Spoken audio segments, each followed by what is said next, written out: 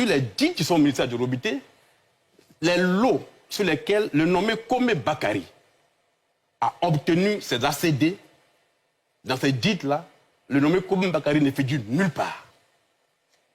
Sur quelle base donc vous avez délivré tous ces ACD à M. Komé Bakari, quand bien même qu'il ne figure dans aucun guide que vous-même vous avez stické? D'où sortent ces attestations en lui qui ont permis de créer ça? L'individu lui-même, Komé Bakari, on a un peu inquiété sur lui, pour comprendre un peu comment il arrive à faire tout ça. Dans les actes qu'il dépose chez vous, pour demander les ACD, il fournit une carte d'identité.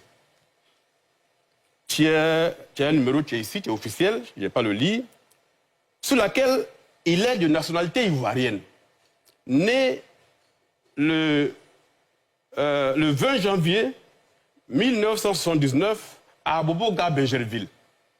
C'est cette pièce-là qui est dans toutes ces demandes d'ACD. Mais l'individu en question, et cette pièce a été faite en 2015, le 11 mars 2015.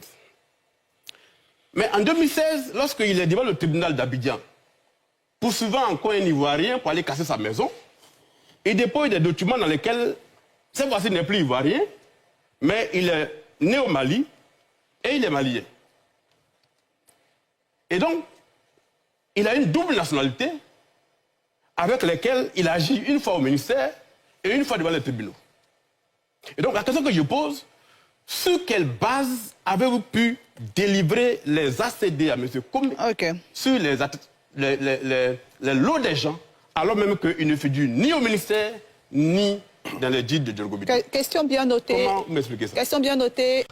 D'accord, mais il y a une question quand même qui reste en suspens. C'est comment se fait-il qu'il a des ACD alors que son nom ne figure dans aucun guide? Non, ça c'est ce que lui dit. Ok. Mais vous, qu'est-ce que vous nous dites?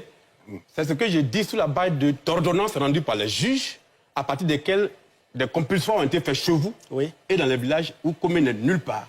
Vous avez cette ordonnance en votre main. Donc, moi, je le dis. C'est un commissaire de justice qui a fait une enquête à la suite d'une ordonnance rendue par un juge qui le dit. Ça, c'est ce que vous dites actuellement. C'est ce que je vous dis. Je vais vous expliquer comment on traite les dossiers chez nous. Lorsqu'il y a un guide qui est fait par une communauté villageoise, ils viennent déposer le guide chez nous. Ce guide-là, ce qu'on a constaté, c'était l'une des faiblesses. Les gens déposent des guides où il n'y a pas de nom renseigné. Les premiers guides qu'on dépose. Mais le mécanisme pour pouvoir informer notre système, à nous, c'est les huissiers, les commissaires de justice qu'on a mis entre nous et le village. Lorsque quelqu'un va dans un village, que cette personne arrive à obtenir un terrain auprès de la communauté villageoise, le chef de village lui signe une attestation et on l'inscrit dans le guide du village. Et il y a un commissaire de justice qui va constater cette inscription, fait un exploit d'huissier qui nous amène pour pouvoir faire la mise à jour de notre guide. Mais le guide physique qui a été déposé par le village, là, nous, on ne travaille pas avec ça. On a un guide électronique à l'ordinateur, c'est ce qu'on renseigne. Et c'est l'exploit là qui nous permet de dire que la personne est inscrite dans le guide. Donc M. Komé est dans votre guide. Dans les dossiers qu'on a reçus, il y a l'exploit d'huissier, il y a des attestations villageoises. C'est ce qui nous a permis de pouvoir traiter ces dossiers-là. Mais on ne va pas s'étaler en longueur là-dessus parce que il y a... Non, c'est important. Non, je sais pourquoi je vous dis ça. Il y a une enquête qui a été ouverte sur ces questions. Et nous sommes tous concernés par l'enquête. Donc, on ne va pas rentrer dans certains détails pour ne pas avoir à influencer... Monsieur le directeur, moi, est-ce que M. Komé est dans votre guide? S'il vous plaît, messieurs. J'ai déjà répondu à la question. Bon, enfin,